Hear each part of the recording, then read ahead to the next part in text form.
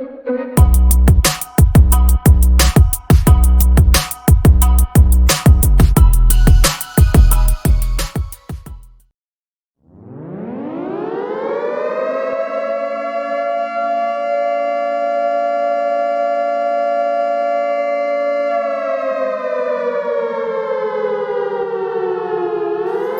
confinement, alerte confinement. Nous prions tous les individus de regagner leur domicile et d'y rester en attente de nouvelles instructions. Alerte confinement, alerte confinement. Nous prions tous les individus de regagner leur domicile et d'y rester en attente de nouvelles instructions.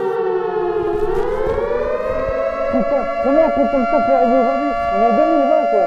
Tranquille, emmène-moi dans un endroit où je suis en sécurité. Transfert en cours. Ouais. Pas dans un endroit où je suis en vacances. J'ai dit en sécurité. Transfert en cours. Bon. Je veux bien comprendre que le confinement est un aspect privation de liberté.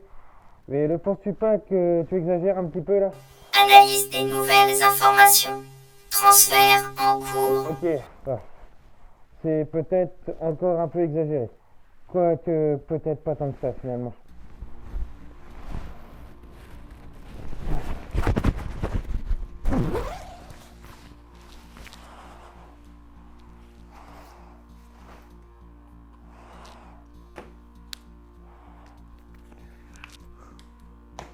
Mesdames et messieurs, l'heure est grave. Quoi qu'on en dise, même si la situation n'est pas désespérée, je peux vous garantir qu'elle n'est pas à prendre à la légère. Aujourd'hui, je vous parle de ce qui en ce moment nous réunit, nous divise, nous inquiète, nous fait rire peut-être pour certains inconscients, et surtout nous rend malades et nous tue. Alors cette vidéo, je la tourne début avril, et elle est sujette à modification par la suite, car je vais vous dire ce qu'on en sait à cette date, et les choses évidemment vont évoluer. Dans un premier temps, qu'est-ce que le coronavirus ? C'est une famille de virus qui sont responsables du simple rhume au départ, jusqu'à des épidémies comme celle du syndrome respiratoire aigu sévère, autrement dit le SRAS, ou du Middle East Respiratory Syndrome coronavirus, le MERS-CoV. Cette catégorie de virus sont des protubérances qui leur donnent une allure couronnée, d'où leur nom, et leurs hôtes préférés sont souvent les oiseaux ou les chauves-souris. Mais comme beaucoup de virus, ils mutent, se recombinent, changent d'hôte, et ça finit parfois chez les humains. Aujourd'hui, je ne vais pas vous parler des précédentes pandémies car il y a bien assez de documentation à ce sujet. Le SARS-CoV-2 est le nom scientifique que l'on donne au nouveau coronavirus qui est apparu dans la ville de Wuhan en Chine en décembre 2019. SARS, c'est l'abréviation anglaise qui signifie Severe Acute Respiratory Syndrome et CoV pour coronavirus. Le Covid-19, c'est la maladie causée par le SARS-CoV-2. Les principaux symptômes, relatés en tout cas, sont les céphalées, les douleurs musculaires ou courbatures, une forte fatigue. Sur certains patients, on y trouve même de la fièvre au-delà de 38 degrés.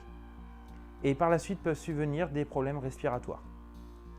Tous ces symptômes ne sont pas systématiques et c'est aussi une des particularités dangereuses de ce syndrome, c'est que certains sujets sont asymptomatiques, mais restent malgré tout très contagieux.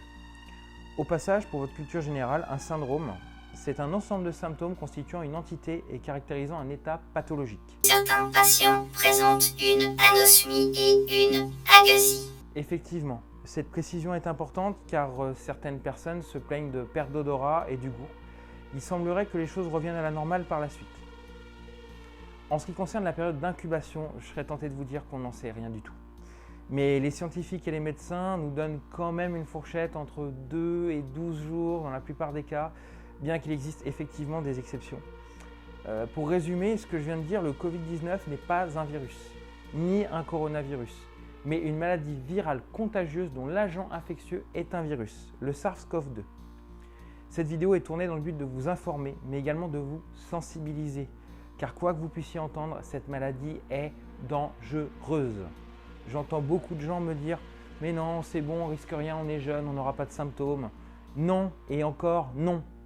Ce n'est pas parce que le plus grand nombre de décès survient sur des personnes âgées que c'est sans risque pour les jeunes. Des médecins, vous entendrez que les formes graves sont essentiellement observées chez des personnes âgées. Alors, n'entendez pas ce qui vous chante. N'entendez pas que les formes graves sont uniquement observé chez les personnes âgées, car c'est une contre-vérité. Même si les probabilités sont plus grandes chez les personnes âgées ou les personnes ayant déjà des problèmes de santé. Ce virus est dangereux car il est nouveau pour notre système immunitaire. En effet, vu que ce dernier provient d'une autre espèce, nous, notre corps n'y est pas préparé. C'est en nous tous que réside la responsabilité de ne pas contaminer les autres. Nous devons protéger nos personnes âgées, nos mentors, ceux qui ont toujours veillé sur nous. Et il nous tient également de nous protéger nous-mêmes de cette maladie. Alors, tant que les autorités vous le demanderont, restez chez vous. Je vois en ce moment chez pas mal de personnes une obsession grandissante. Sortir, sortir, sortir. Je dirais même sortir, sortir, sortir. Stop, t'es en train de bugger. Réinitialisation. Sortir. Réinitialisation effectuée. Merci. Soyez plutôt obsédés par une chose, vivre et protéger les autres. Vous sortirez plus tard et vous rattraperez le temps perdu, ne vous en faites pas. Pour en revenir au SARS-CoV-2, c'est un virus de 125 nanomètres. Le nanomètre, c'est un sous-multiple du mètre. Il vaut 1 milliardième de mètre, vous l'aurez compris. C'est quelque chose de vraiment microscopique qui paralyse la Terre entière. Un virus, c'est un agent infectieux qui, contrairement à une bactérie, a lui besoin d'un hôte, d'une cellule pour se répliquer. Pour vous dire à quel point ce virus se reproduit bien, sachez qu'on en trouve plusieurs dizaines de millions de copies dans 1 millilitre de crachat. Ce virus est hautement contagieux. Les humains doivent respecter les gestes barrières. Tout à fait. Alors, je vous rappelle ici les gestes barrières pour limiter la propagation. Pas de serrage de main ou d'embrassade. Lavez-vous fréquemment et soigneusement les mains avec une solution hydroalcoolique si vous en trouvez, ou à l'eau et au savon. Maintenez une distance d'au moins 1 mètre avec les autres.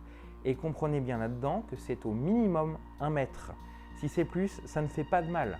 Il y a même des pays qui recommandent la distance minimale de 2 mètres. Évitez de se toucher les yeux, le nez, la bouche, car ce sont les portes d'entrée du virus. Toussez dans votre coude. Eh oui, ça vaut le coup de le montrer. Ou dans un mouchoir jetable et jetez le mouchoir immédiatement après. Et moi, je vais vous le dire, si vous en avez la possibilité, mettez un masque. Que vous soyez infecté ou non, il suffit de regarder les réactions des Chinois sur notre déni du masque pour comprendre où est le problème. Vous entendrez dire que ce n'est que pour les personnes qui sont malades. C'est totalement faux. À ce moment-là, les médecins n'en auraient pas besoin.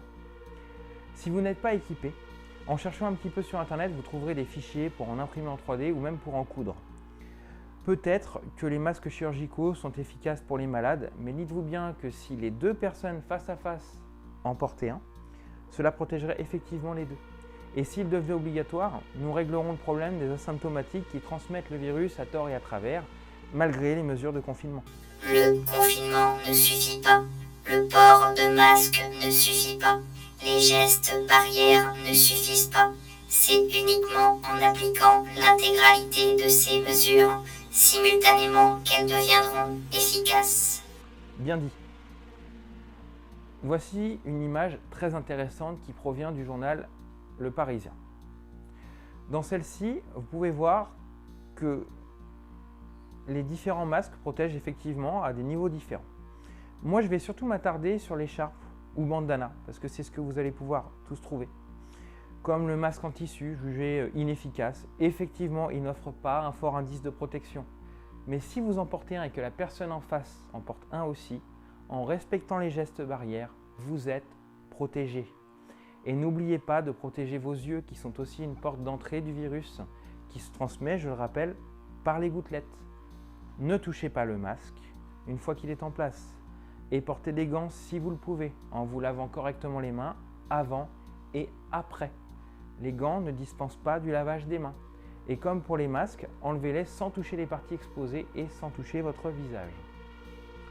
Au passage, je vous mets un lien très intéressant dans la description du journal Ouest France, qui traite d'une expérience réalisée à l'université de Bochum de Weimar en Allemagne.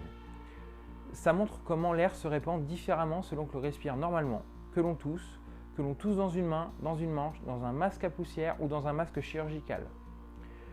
C'est très intéressant, croyez-moi. Le virus reste sur des surfaces comme le papier, les plastiques, les métaux pendant un temps. Assez considérable d'ailleurs. même si souvent les quantités de virus présentes sur une surface ne permettent pas d'être infecté, la prudence est de mise. Certains scientifiques évoquent même une capacité de résistance dans l'air pendant plusieurs heures. Oui, alors cette information elle est à prendre avec des pincettes car les études ne sont pour le moment pas assez avancées sur ce sujet. Nous en apprenons de plus en plus chaque jour sur ce virus et plus le temps passera, plus on en saura. Je vais maintenant vous dire ce qui se passe après. Comment le traite-t-on? Je ne rentrerai pas dans le débat sur les traitements médicamenteux puisque je vais me concentrer sur le respirateur artificiel. En effet, la revue scientifique The Lancet, s'appuyant sur les données collectées à Wuhan, jugeait en février que ces appareils étaient même le principal traitement pour les patients en phase critique. Mais un respirateur artificiel, à quoi ça sert? À relayer les poumons. Car dans pas mal de cas, le virus altère gravement les alvéoles pulmonaires, tellement que le masque à oxygène ne suffit plus. L'infection touche les bronches, les tuyaux d'air des poumons, ainsi que les alvéoles pulmonaires, les petits ballons situés à l'extrémité des voies respiratoires, bronches et bronchioles, qui se gonflent et se dégonflent en fonction de la respiration. C'est dans les alvéoles que se produisent les échanges d'oxygène et de gaz carbonique, oxyde de carbone, entre l'air extérieur et le sang. C'est donc le lieu essentiel de la respiration. Lorsque l'infection se développe, elle entraîne une inflammation de toutes les structures de la région du poumon concernée. La sécrétion de liquide inflammatoire et la formation de pus, liquide inflammatoire avec des débris de cellules, de virus et globules blancs, qui vient remplir les alvéoles et empêcher l'oxygénation du sang à cet endroit. Si une grande partie du poumon est touchée, il n'y a plus d'oxygénation possible. La membrane qui fait l'interface entre l'air et le sang est inflammée, abîmée et parfois même détruite. Dans ce cas, pour permettre à l'oxygène de circuler dans les poumons, ils ont besoin d'être suppléés le temps que la membrane cicatrise. Le respirateur, c'est une sorte de gros soufflet avec des réglages plutôt compliqués. Comme la membrane pulmonaire est abîmée, les échanges gazeux sont difficiles, alors cela aide les poumons pour qu'une quantité suffisante d'oxygène passe dans le sang. Il faut savoir que l'air est composé de 21% d'oxygène. Ces machines-là enrichissent l'air jusque 100%. Exact. Et l'appareil remplace également les muscles respiratoires qui s'épuisent. Mais maintenant, pourquoi la réanimation? Eh bien, parce que cette ventilation est invasive. Les patients sont endormis H24. Il faut des anesthésistes, des réanimateurs, et en plus, les patients doivent être régulièrement placés sur le ventre, ce qui soulage le bas des poumons qui sont comprimés quand ils sont allongés sur le dos. Alors, cette mise en position ventrale peut être effectuée pendant 6 à 12 heures, à peu près. J'ai entendu parler de cas qui vont même jusqu'à 18 heures. Il faut des soignants pour retourner régulièrement le malade, pour éviter les escarres. Le risque est aussi de la nécrose, qui peut subvenir par exemple si un malade reste 12 heures en appui sur sa pommette. Il y a également beaucoup de patients qui sont curarisés. Alors le curare est un poison paralysant qui enduit les flèches des Indiens d'Amazonie. Les médecins curarisent les malades pour empêcher les réflexes musculaires qui peuvent provoquer une toux gênante pour l'appareil ou les gouttelettes de salive qui peuvent disperser le virus. Les patients sous respirateur sont nourris grâce à une sonde nasogastrique pour maintenir en fonctionnement l'appareil digestif et les urines sont évacuées par poche urinaire. Les médecins ont constaté que la ventilation artificielle est 2 fois plus longue que pour une grippe grave, de l'ordre de 15 à 20 jours. Il va vraiment falloir vraiment beaucoup de machines et de personnel. Et oui, Proxima, c'est bien ça le problème. Ensuite, il y a aussi malheureusement des conséquences, car rester sous respirateur pendant une telle période cause bien des séquelles. Les muscles fondent à cause de l'immobilité. Il faudra une période de rééducation aussi pour respirer naturellement, avaler, marcher. Parle-nous un peu de l'ECMO. Oui, d'accord, ça me paraît pertinent. Alors, il existe une technique encore plus invasive, le CMO, qui signifie extracorporal, membrane, oxygenation. C'est un système qui contourne totalement le poumon, car le sang est directement oxygéné par une machine. Ce traitement est très lourd, à tel point qu'il est réservé exclusivement aux personnes jeunes et en bonne santé, car il faut tenir le coup. Cette technique n'est utilisée que dans d'importants services de réanimation, souvent dans les CHU où les patients doivent être transférés.